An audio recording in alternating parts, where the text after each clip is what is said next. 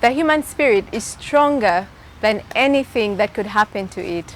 That's a wise quote by C.C. Scott. Hi there, welcome to Soul Deep with Sheila. I am Sheila Cheptoyek, right here at Fairway Hotel.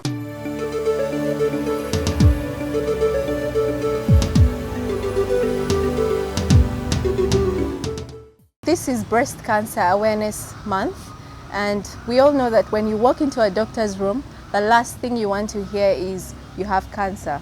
Now we know that that is a reality for some of us out there or out here, and it's not easy. It's painful, it's hard for the doctor to tell you that this is your result and you do have cancer. But today we're glad to tell you that we have a story of somebody that came out on the other side, that came out victorious, and we're glad to be sharing that story today with you. Welcome, Linda, to the show. Thank you for having me. How are you doing? I'm good. It's so good to have you over here. Thank you. Yes. So Linda, who is Linda? Share with us. Linda is a human being. As a human being. Yes. I'm Linda Tusiime. I'm a joint ventures coordinator. Okay. So I have a full-time day job. But I'm a graduate of development economics. Okay. I recently finished my MBA as well. Oh wow, congrats. Thank you. I started it the year I found out I was sick. So I had to take a dead year and then pick up again afterwards. Yeah. Wow. But you're so resilient, huh? And courageous. That's really like something great. Trying. And it's not something we see a lot, so kudos to you. Thank you for being so strong. Thank you. So now, speaking about breast cancer. Yeah. So I know that this is something that resonates with you deeply, and really, we really would love to hear your story on this. And how did this journey go? What does this look like? How did it even start? It started in I'd been feeling a lump, and I know a lot of women feel them in their breasts. Yeah. And most of the times, at least from the interactions I'd had with friends, the lumps are harmless. So I'd had it for a while. It wasn't painful. Yeah. It felt like a marble when I would touch my breast. It felt very smooth, and when I would touch it, it would move. So I'd kind of gotten accustomed to having it, which is very careless health-wise, but it wasn't harming me. So it just felt like something. It just smooth, like a marble. You touch, it goes this way. You touch, it goes back. So it was a part of me. So I'd had it for a while. Okay. But it was in 2017 when I made up my mind to get it checked out, because I talked to a friend who had had one, and she said it was removed. It was a simple procedure. She had it removed, and she was okay. So I'm like, okay, I'll look for time and do that. So I actually scheduled the weekend of Easter, because I'm like, okay, this way there's 4 days. I don't need to get days off. I just do it, and within a few days I'm back at the office. So I got a consultation with a doctor who happened to also be a surgeon. So he felt it was something simple. Okay. So he scheduled me for an operation to get it out. And this was for Good Friday. Okay. So I went in, and they just numbed the breast area, and what they did is just to make a cut in the dark area of the breast, the areola. So they just made a cut and removed it. It took a couple of hours, so it wasn't a very comfortable process. But at the end of it, they removed them, and he's like, okay, you're all good. You're good to go. Yeah. But so then at this point, it's a lump. You know that it's just a lump. And had you confirmed from the doctor prior to that it was a lump, or it was your assumption? I had, because I'd gone to see him and he'd felt it, and he's like, okay, this is a lump, which we can easily remove. Okay.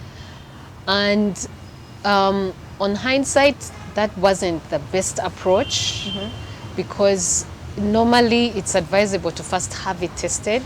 So they would have to first do a biopsy on whatever it is before you go in and start cutting around. Oh, I see. Yeah. Okay. So they only tested the tissue that came out as as let's test it. Yeah. But I didn't expect the results to be, you know, bad. Yeah. So I'm like, okay, you know, I'm good. Let's test the tissue. So it's 2 weeks later when I went to get my results, and the results said that the tissue had tested positive for cancer.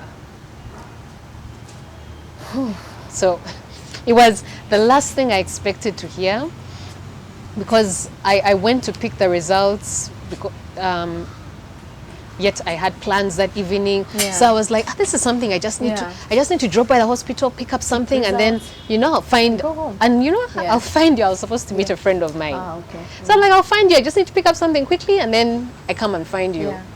So I picked them, and I got them from the lab technician, and she said, get a doctor to talk to you about these results.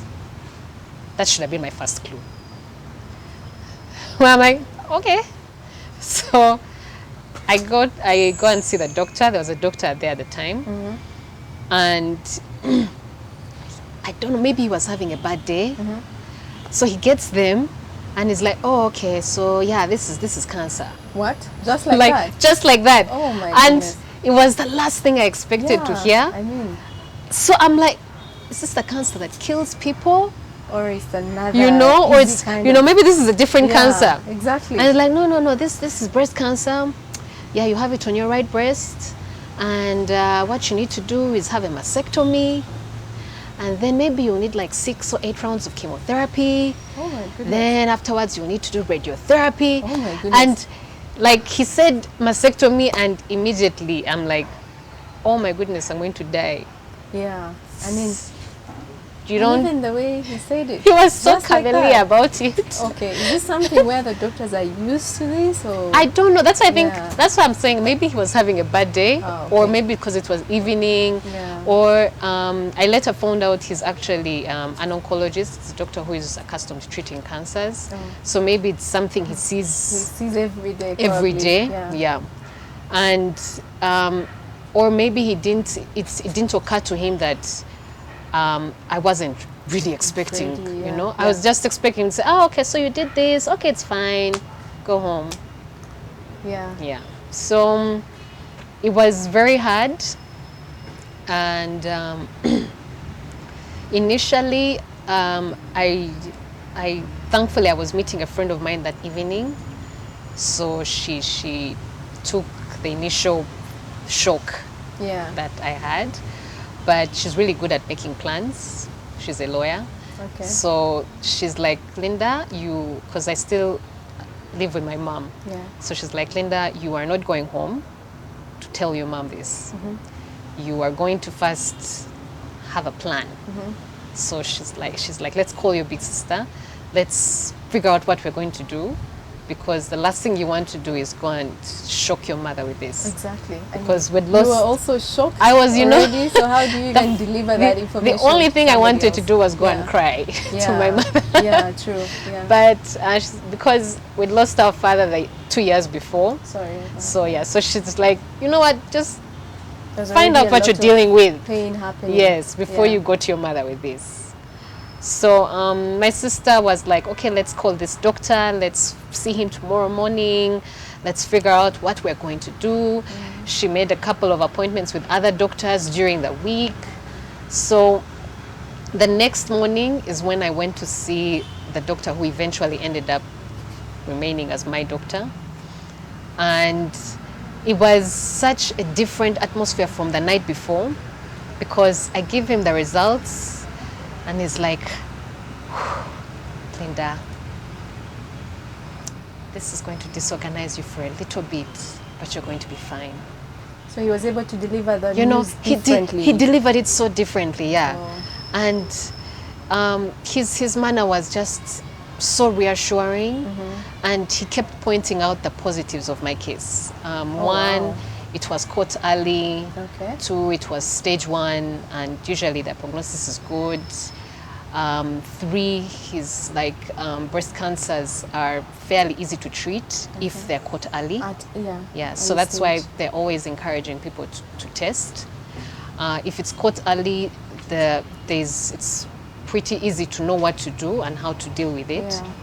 So the type of cancer I had was what they call ER positive, Okay. which is it's caused by a lot of estrogen.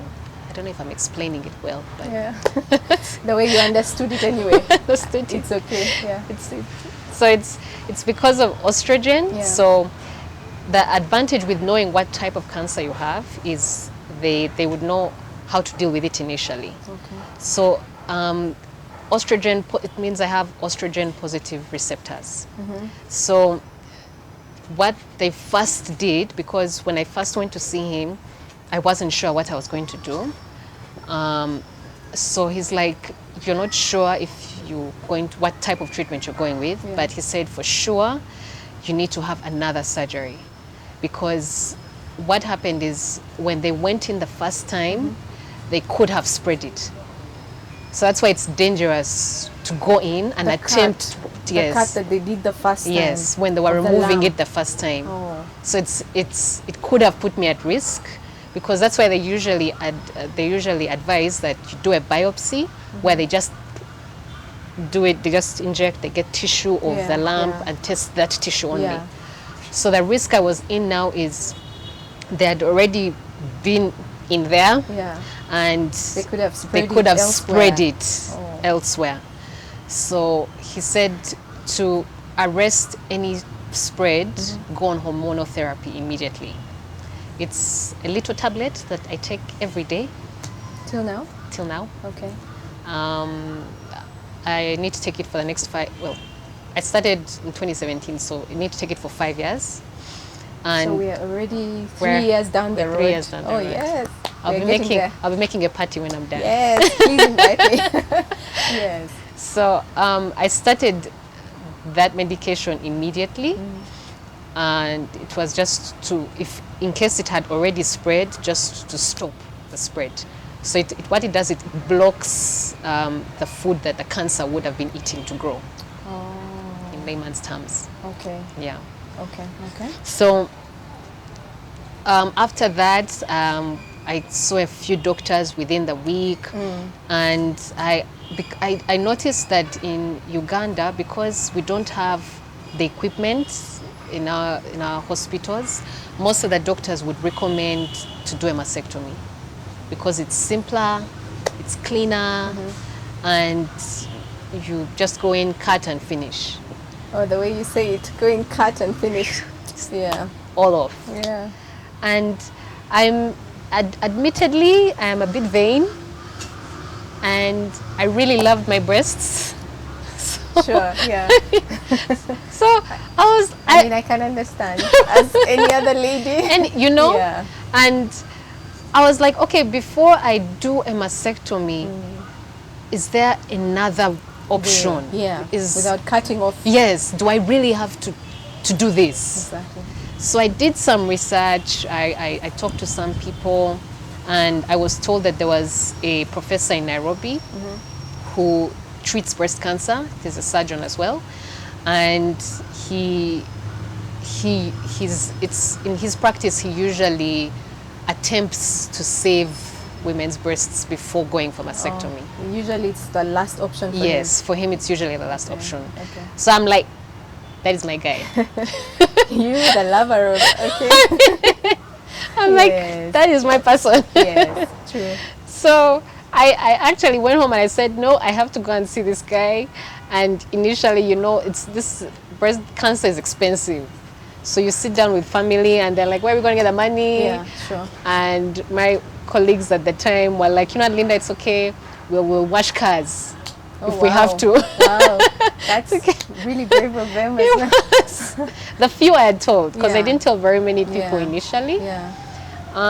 But thankfully, my medical cover with my workplace, they were willing to cover it. Oh wow. And this is where I was really grateful for my place of work. That's really Yeah, nice. because they were really behind me and they Wow. supported me. And I went to Nairobi. I saw the doctor for an initial consultation. Then I And went. this is your workplace covering this. Yes. Wow. For the medical. So nice. Yeah, they covered the medical. How I got myself there was A whole different. It was a whole different. Okay. But I had support. There were people Wow. who pitched in to get me there. So was nice. it was, yeah, it was very, it, it, it was just very reassuring to see people supporting you when you need it. Because when you're going through something like that, on top of everything else, worrying about finances is an extra The last burden. thing, I mean, you already have a lot you're thinking Exactly. about. Yeah, true. So I went to Nairobi, I saw the doctor, we made an appointment a month later because I had planned a holiday and I had to first go for my holiday. Yeah, you had planned a holiday prior to the I had news. planned a holiday like 6 months prior. Wow. And I'd been told to abandon the plans of going the holiday and start the treatment immediately. Oh my. And I'm like, doctor, do I really need to? Is it that urgent? Is it, will I die? Will I drop down dead if I don't? Oh my God, you must have been really strong though, because at this point you're still thinking, you know what, I have to enjoy my life and I go think for I my... wasn't thinking clearly. Because I was like, Linda, you've already made all these plans to go on this trip. Yeah. So if you're going to die, you might as well die Oh dear. when you've gone on this trip. You don't sit there saying, Had I, if I had gone.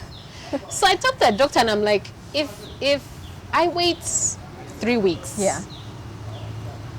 what's the harm? And he's like, okay, fine, you're already on hormonal therapy, the pill, so it's not going to spread. So do whatever you have to do. And this is my doctor here, he's called Dr. Kuku. Oh, He's okay. like, So because which hospital is that? he's at Molago, the Cancer Institute. Oh, okay. Yeah. Okay. So because at the time my mother was really trying to encourage him to force me to start the treatment immediately. Yeah, not having to think about your trip You know, first. because she's like, Linda, holidays will always be there. And I'm like, you don't know that? What if I Not die sure. this year? Yeah, sure. Yeah. She's like, no, you're going to be fine. They're very you're going to be fine. You should start the treatment. What if delaying it will, you know? So I'm like, doctor. So, and for him, he's like, it seems this is very important to you. And it's very important that when you start the treatment, you start it with a positive mindset. Okay. And I'm like, That's it. this is what I need. So yeah, I went on my trip. I came back. Oh wow, you actually went on your trip. I went on my trip. My goodness. And for 2 weeks. I just love that. I mean, somebody has been told you have breast cancer and then all of this, and then they're like, you know what, I have to go on my trip. Wow. I know. That's really And I think strong. everybody else indulged me because they're like, I think she's breaking down. Yes. But let's let her do this. Yeah. Because she must be going through something. Yeah. So I went and I came back saying, Now let's go into start this. this fight.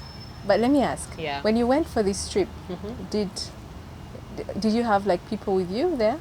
I Or you had just alone? people where I was. So I was You had going by people where you myself. were. Yeah. Oh. So I was going to visit friends. So okay, so you had friends over there. Yes. So you did not get a chance to think about all of this. Not so much. I was thinking about it. It was at the back of my mind, but I'm very good at compartmentalizing. Put it at So the back.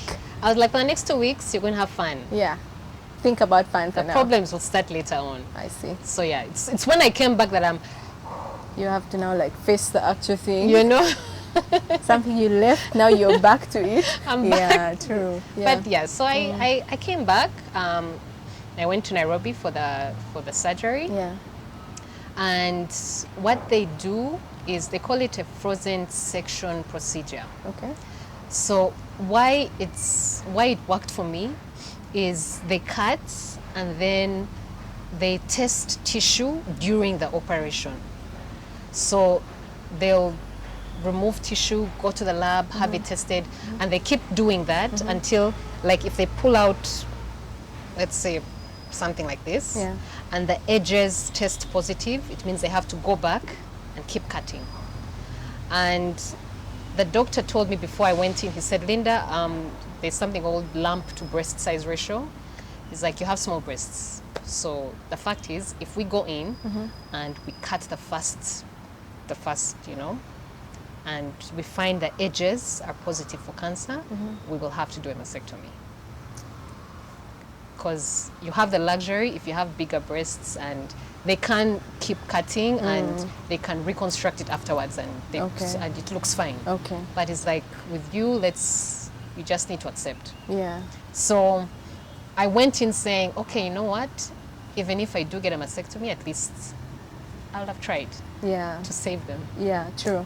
You have gone through the initial process Exactly. first. Yeah. So yeah, that's what they did, and luckily the test came out negative. So it was only it was only like the inside of the tissue that was positive. So the rest, the edges were negative. So they just sewed me back up, and they took lymph nodes from my underarms to test them, because they usually test things as well, so that if it's positive on your lymph nodes, it means it started spreading. Oh, okay. Yeah. Okay. So it was also very good that my lymph nodes were negative. Wow. So it means it hadn't really spread. So That hallelujah. Was, amen. Yeah. Yeah. Lovely, lovely. Wow. So at this point, I'm just thinking about you. Like, how are you feeling through the journey so far? Like in that time, where was your mind? I was really stressed, to be honest. Yeah. I was really stressed out, and with each stage, there's a new concern. Sure. So at first, I was dealing with surgery. I hope the surgery goes well. I hope they manage to remove what they can. Yeah. And I hope by the time I leave the theater, it's good. Yes. And I spent a lot of time doing research. I was looking online for people who had been through similar situations, and your mind is everywhere. Yeah, because true. you're worried about so many things. Yeah. But I think when I passed the first hurdle of the surgery, I allowed myself to relax a bit, and at that point, my doctor hadn't told me if I would need to do chemo. So it was only like after the results of the surgery came back that I sat with him, and he's like, okay, now you need to do chemo. And then a new problem started, because during that period I was in La La Land of maybe I won't need to do chemo. Yes. Maybe my situation will be good, and but now that it hadn't spread, I was hopeful. I was like, true. maybe I won't need to do this. Yeah. So when he told me I needed to do chemo, so I'm like, okay, a whole new problem, because I'm not a big person. So if I do chemo, what is going to happen to me? Yes. And at that point, I'd already lost so much weight because of the stress. Yeah. So I was really scared of the chemotherapy. Yeah. Yeah. How would you say of the support? So you seem to have had a great support system behind you. I did.